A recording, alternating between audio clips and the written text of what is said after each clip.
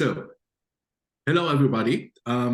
Today it's my pleasure to have on my channel the very much appreciated Natasha Silver Bell.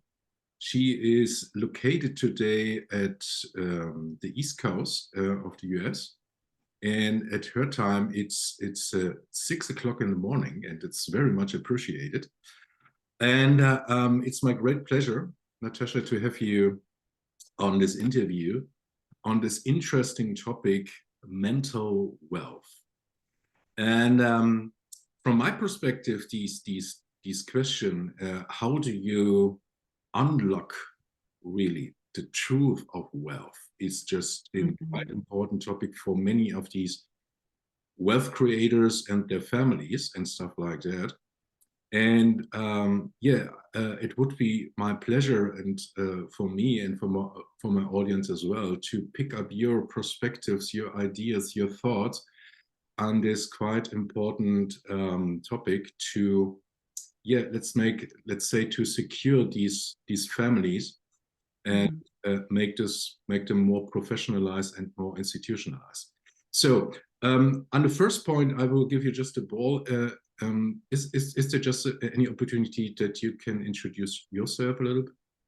Sure, my pleasure. Thanks so much for having me. And I'm a morning person, biologically made. Many of us are nocturnal, but I am the one gifted with the morning shift, shall we say. And so it's a pleasure to be on with you and get to know you as well. And I really respect the angles in which you're advising families and you're there walking the walk, let's say. And so I would suppose the best overarching way to describe who I am and what I've done is, most importantly, I'm a mom of three. I like to lead with. Um, but as my children continue to grow and become out into the world, I do have my beautiful company that created me. And what we do is in-home support management to help create sustainable pathways for those struggling with mental illness, those struggling with any affect that it comes with, or behaviors such as self-harm, suicide ideation, eating disorders, substance abuse, and how we can help create an ethos in the family system and a pathway forward that prevents, eliminates, and/or maintains it at a pace that is sustainable for the family to function in a healthy way. That's great. So before we jump in this on this topic, mental wealth, I will give you just an idea, or just a little bit perception, and a little bit a quick view on a discussion with a wealth creator from the generation one. He is located here in Germany, and he's a centimillionaire. Mm. In an, let's say, in a very private discussion, he talked to me and said, "Jan, listen, the whole world is talking about investments, but for me and for my family, it would be perhaps be more interesting to talk generally about the challenges Mm. with rapidly growing assets. Because the hope you have is that your quality of life will also grow accordingly.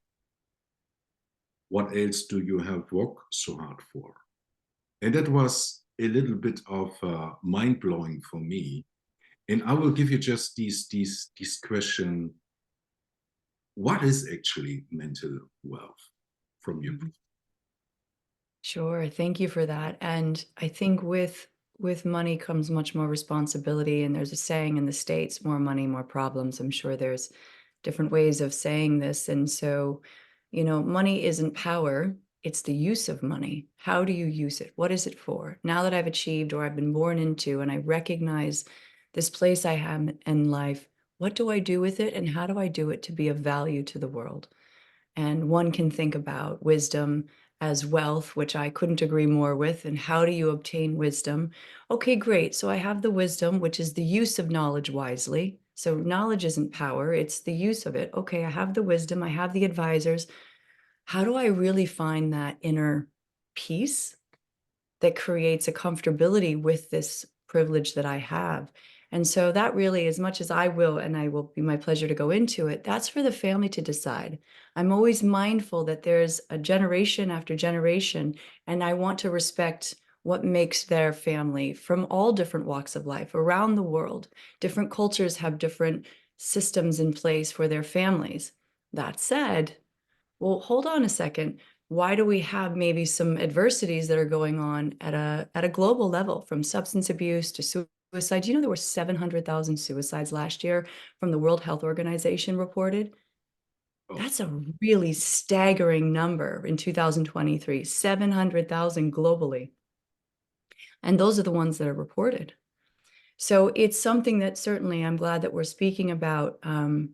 How can we help create an ethos in families that have influence, they have resources, so that there can be a wealth within the family so that everyone can move forward at a pace that's sustainable. So I'm sure from there you might pull and ask another question, but I wanted to give a broad overview of how I see this global situation. so from my understanding, what I've heard, what you said is just that wealth is just more a tool, right? And Mhm. is it just correct if I say, okay, it's in the end of the day, you need just like a driving license if you want to use this tool? I am correct with this? Yeah, I think that's a very, simple but rogue way of saying that's it. You just need what credentials do you have in order to obtain the wealth? To your point, so that's a really scary place to be in. So when I take a look in the world of these, let's say, rapidly changing environment of this land of wealth, I mean, we have on the these let's say great development that we will see more and more individuals with they are rich, right? Mhm. In many cases they are coming from nothing, and what I've called in many cases they are immigrants into the Mhm. That's right. they are standing in front of the door. The door will open in on this day. You will have more, let's say, more than 100 million euros in your bank account, and you don't can't speak the language. You don't know the rules and laws and stuff like that. But the one and only what is standing out is your ego, right? Mhm. And Mhm. in many cases, it's just many individuals told me your ego is not your amigo. Well said. But in the end of the day, many of these wealth creators, yes, they was very successful. They have done a lot of work and stuff like that. But the ego is just, let's say, the enemy in the room, or the elephant in the room. Is it Mhm. just also from your perspective that the ego is just the great barrier to come to, let's say, in great mental wealth? Thank you. I love this question. This is fantastic. So, there is a couple ways that I approach working with the ego. And as you'll notice, not against it, with it. Okay. Because it's part of the human condition. And there's a saying here that ego is easing God out. And so that lends itself to a moral law and nurture versus nature, and so on and so forth, creation versus evolution, which to me, I will be free to speak, is the one and the same. There are different ways of looking at this. And so when you think about the human condition and what is the goal of being here in this world, many different religions or spiritual teachers will say it's to leave the world a better place, be good stewards of the land, whether it's stewarding in climate change and the like, and understanding how to be a servant to be in a better position to the next generation. And so, ego, unfortunately, we can't escape it, but we have to understand how to work with it. And I think, no one learns by their failure or by their successes. They only learn by their failures. And so you think about failure, you think about adversity, you think about ego. What's getting in the way? It's the lessons that we need to learn. and how we can collectively learn from each other, which I think is something you're working on, if you're comfortable speaking about that, so that you can have the power of what we call the shared experience of peers. And one of the ways in order to learn from your peer is what we call checking the ego. So, truth telling, storytelling, history, learning from experience, but only because you're honest about your failures, about your struggles. So, creating that system where you can say, my ego got in the way. I owning that truth so that you can learn how to move through it. Again, working with it and overcoming that adversity. I hope that's a good explanation from my perspective for Yeah, you. I follow your thoughts, but I will add that from my perspective, yes, we are conditioned that we learn from our failures. But from my perspective, we should be taught that we also learn from our successes, how we can multiple these kind of successes, right? And from my point of view, that should be just a combination of both. Yeah, exactly. And I'll add to that, thank you so much, because what is success defined for one person obviously is different than another. But I would think maybe a common thread that we could all agree on, or most people would listening, is that success also is finding a sense of peace in decisions. So it's not the decisions that matter, it's how you choose to live with the decision that you've made. And if it's not bringing peace, where is that definition of success? So I'd love to hear your thoughts on that too.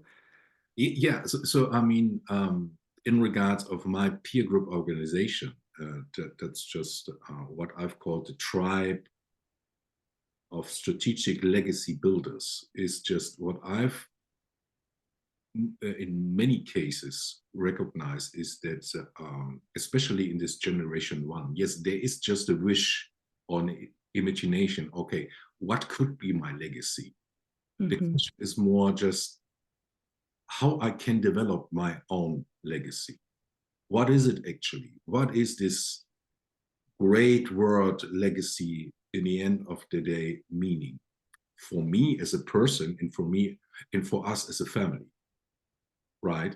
Because there isn't just a book what you can pick up and say, okay, that's exactly described how you built your legacy, because that wasn't a part, or let's say a main part of your first life before you join the land of wealth, right? So my question on this point is, Natasha, in regards, what actually are the components of mental wealth? Is it only that you say, yes, ego is just one part of this mental wealth? And what are the other main components from your perspective? Great. So taking it back to where it originated from, mental health. And when you think of or think about that, you think about good psychology, good medicine, a mind-body connection. So how I shifted it was because I'm dealing with a population in a milieu where wealth is the only topic at hand, how you live, your legacy, what companies are you investing in, how we started this interview. And so it's what am I using my mental wealth for? It isn't just my health. So when I think about it, I think about having an understanding of different cultures around the world, having a global perspective, which of course makes good research and investments too. But how do different countries formulate their understanding of what brings peace?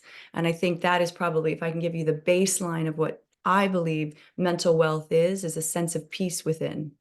And so how does one obtain that peace? Again, isn't for me to say, but I can certainly help guide a family as if they are investing in, let's say, a business deal or what have you, into getting a little closer and a little closer to that peace at night. Typically, that's typically what happens is people ruminate throughout the day. They can't calm their mind. Sleep is a big part of mental wealth, understanding that you need to find that cadence at night that can bring you into a fresh perspective in the morning. Each day is a new beginning mentality. And in order to get into that flow state, you have to be at peace with your actions throughout the day, your behaviors, your relationships, the words you speak. And I really like to quote a lot of scripture if you've listened to any interviews I've done before. So I'm going to give a little bit. I really like going into the book of Proverbs, which is, the book of wisdom.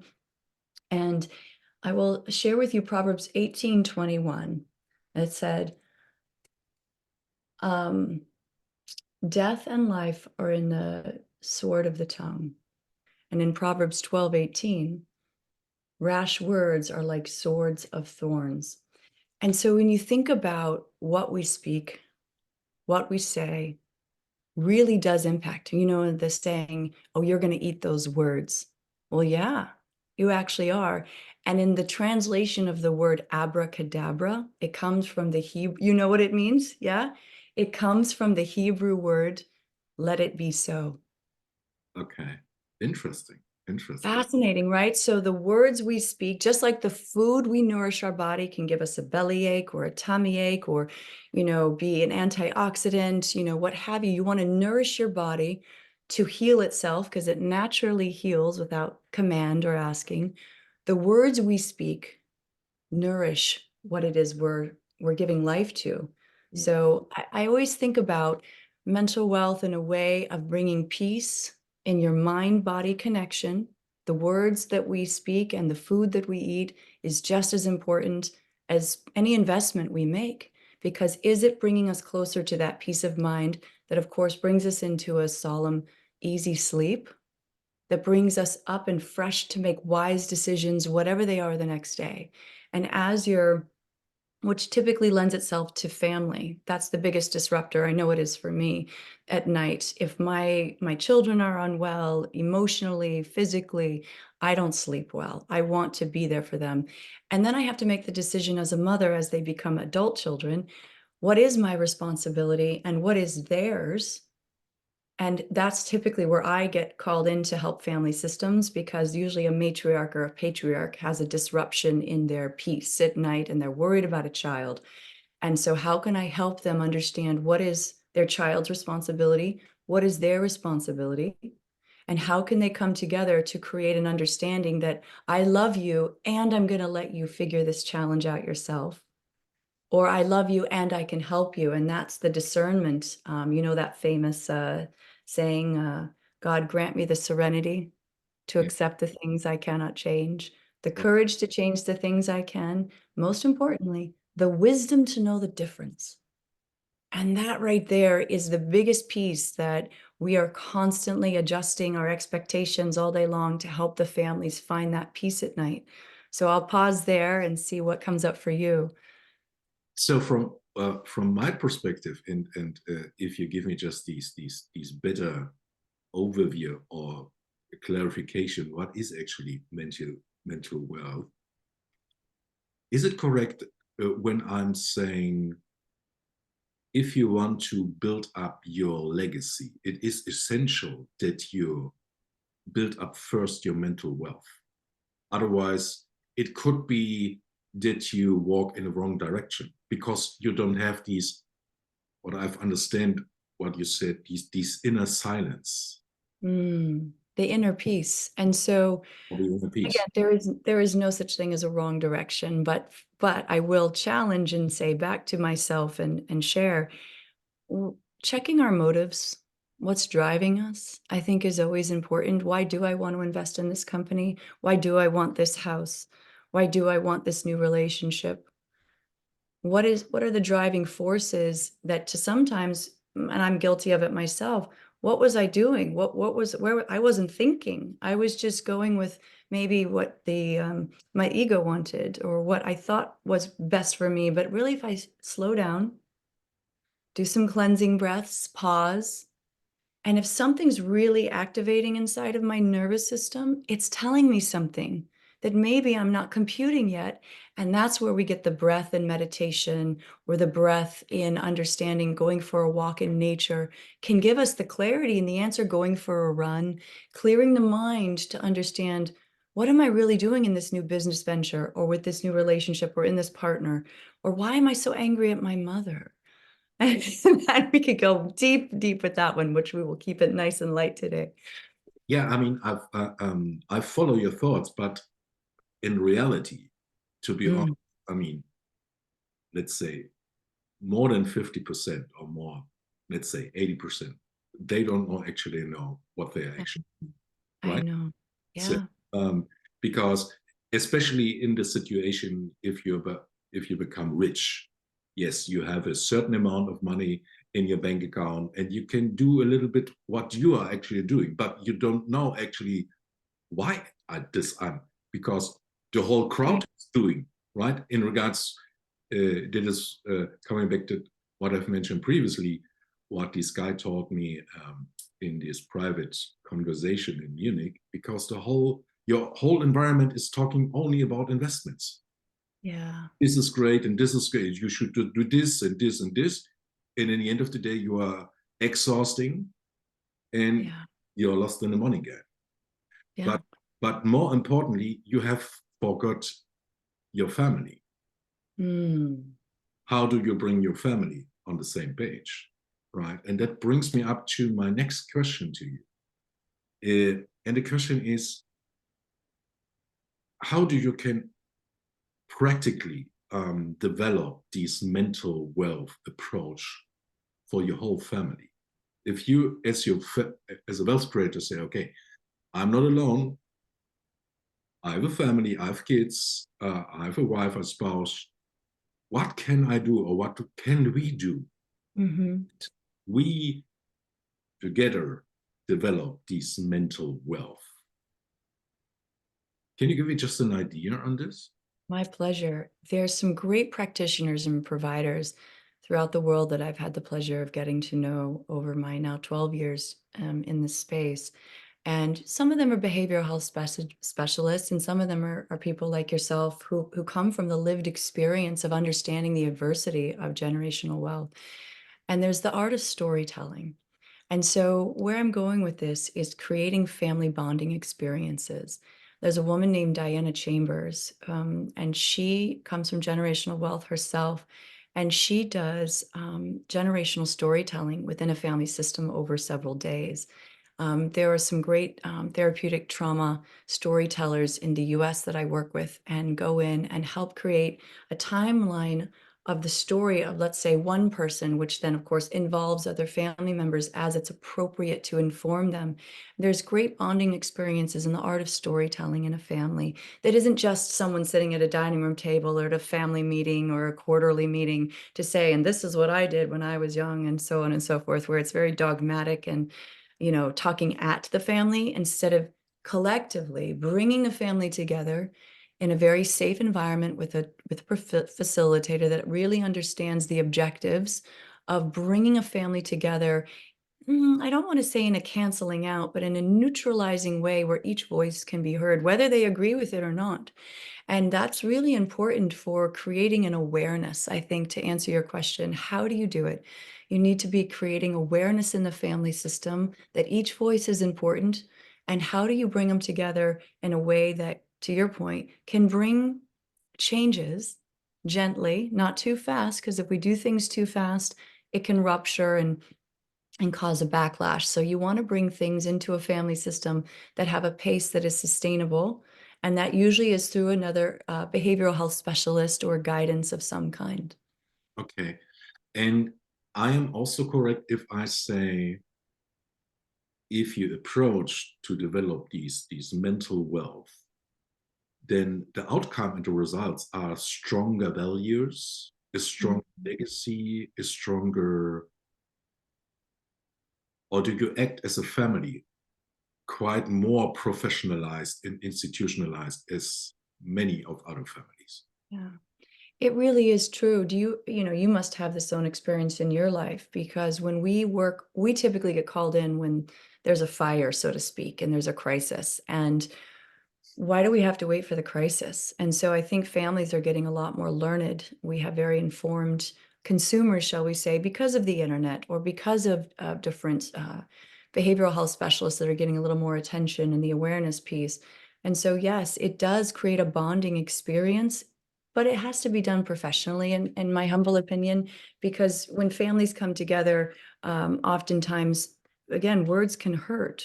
Words are weapons, and people will unknowingly say things. A mother or a father may say something that is really hurtful, and having someone neutral in the room to help them manage that isn't a lawyer, that isn't a wealth manager, that is a behavioral health specialist, is where my company has naturally been pulled into because I want to prevent these fires from happening. I want to prevent the crisis from coming again. And in order to do that, we need professionals to help the family communicate safely. Yeah. And in the end of the day, if you have developed mental wealth, I mean, in the end of the day, you are much resilient uh, in regards of these bad situations or stuff like that. Is it correct? It helps create, again, an awareness, which is a shift, hopefully, then into perspective. I have a formula that I work with called awareness, perspective, action, then acceptance and gratitude. And so when you create a heightened awareness, which can come through many different modalities and ways, I like working with the polyvagal theory with families. I bring in professionals to help. All of our coaches and mentors are trained by Deb Dana. She is a brilliant woman who is one of the co-founders of the Polyvagal Institute. And so your vagus nervous system is what informs you of how your body is reacting. So typically you can think something and it can have a reaction as well. But oftentimes you'll get that gut feeling, or you'll say, I'm feeling really anxious, or, oh, I didn't like the way that felt. I'm having a gut check. Well, that's science. That's actually your body trying to tell you something. So we want to create a heightened awareness, and typically it comes through information from your body. And then we move into, well, maybe there's a shift in perspective that could come from that when the time is right, to understand where other family members are coming from. Not that we have to agree, but we can have compassion for their lived experience. That's great. That's great. So um, I came across, or I mean, I'm a big fan of. I don't know whether do you know these great book Wealth 3.0 from Jim Bradman. No, not yet, but I will certainly put it in mind. In he briefly describes that. I want to use my own notes. That's Wealth 3.0 is just more well-being. And Mm, well-being is more just there are um, four components of capital. That's human capital, that's social mhm, capital, cultural capital, and intellectual capital.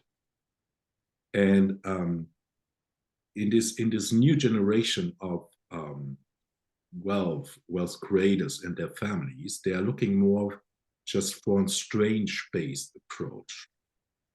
Uh, Also focus more on opportunities and possibilities and not on anxiety and fear based and stuff mhm, like that. mhm, And also there is uh, what I call an increasing demand. What's actually our family vision, right? What's actually our goals? And that's associated to these possibilities and opportunities, and rather all these fear-based approaches, what many of these advisors won't tell you if you are wealthy. And do you follow my perception that in regards to family to mental wealth, that could be also these ground foundation for all these, let's say, little challenges. I mean, if you want to, okay, what's our human capital? Our human that's me as a wealth creator, my spouse, my kids, my cousins, and stuff like that. How we come together as an ecosystem, mhm. act together, right? I mean, yes, you will have conflicts. Yeah, I mean that's normal, because we are humans, right? Also, in regards what how we can generate social capital as a social, how we can impact our society with good things, and these good things reflects our values, and these values reflects our mental wealth in the end of the day. Is this perception familiar with you? Is it Yes, correct? very, very much so. Very much so. You took the concept and made it global and effecting change at a way where the resources of the family are based in their value system, philanthropy, and where is that going? I know we've spoken briefly about that before. And so, yes, creating social change and influence but coming from the values of the family, and they must identify those before they even know where to go philanthropically. So I couldn't agree more with you. Yeah, absolutely. And that's also wieder just a quick view on the reality. I mean, many of these families don't have any values, right? They have conflicts, but they don't have values, and because in reality, also the wealth creator is just hustling. Where's the next investment and stuff like Hmm. that. And in the end of the day, it's just you forget your family. So Yeah. my last question for today, Natasha, is just, I mean, if I put you in front of an, let's say, of an family, he's standing in front of the door, and the door is open into the land of wealth, right? Mm. And you have the opportunity to say, okay, let's wait a minute. Let's wait a minute. It's great, Careful. grateful, be grateful, appreciate. Um, what should be your main advice if you have, let's say, 2 minutes? It's Yeah. uh, what should be or what could be your advice to them? Beautiful. What a great question. And I would love that opportunity. And when I do have that opportunity, I ask for a private moment, let's say with a patriarch or a matriarch or someone coming into significant wealth, and they're excited and can't wait to have all these wonderful things. However, I ask them to slow down, close the door, and pause, and actually be in a little bit of silence with them Okay. and do some breathing and think about their future. What is in 10 years from now their future self looking back and saying to them? I do this a lot with my young generational wealth at 22, 23. What is their 32-year-old self pausing and saying, job well done? What did they do with their resources? Not for me to say. And after you get all the bells and the whistles, right? We know the cars, the homes, the vacations, the this, the that. Then what? What's after that? And you pause, and yes, legacy, although is important, it's driven a lot by ego. And so you have to think about what kind of a legacy you really want to impart. Do you have a family?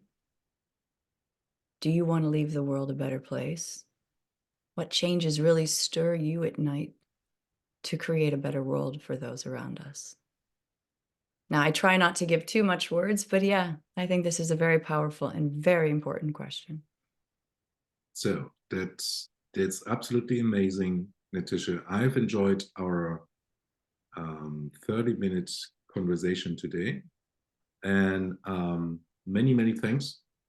Oh, thank you. And hopefully we can develop these mental wealth paradigm, and we can multiple this, and in the end of the day we have stronger families, with better values, with great legacies. And in the end of the day, it's just if we have great legacies, more great legacies is just better for us, right? Amen. Then can we make the world better? So appreciate it, and Thank you. many thanks. Thank you so much.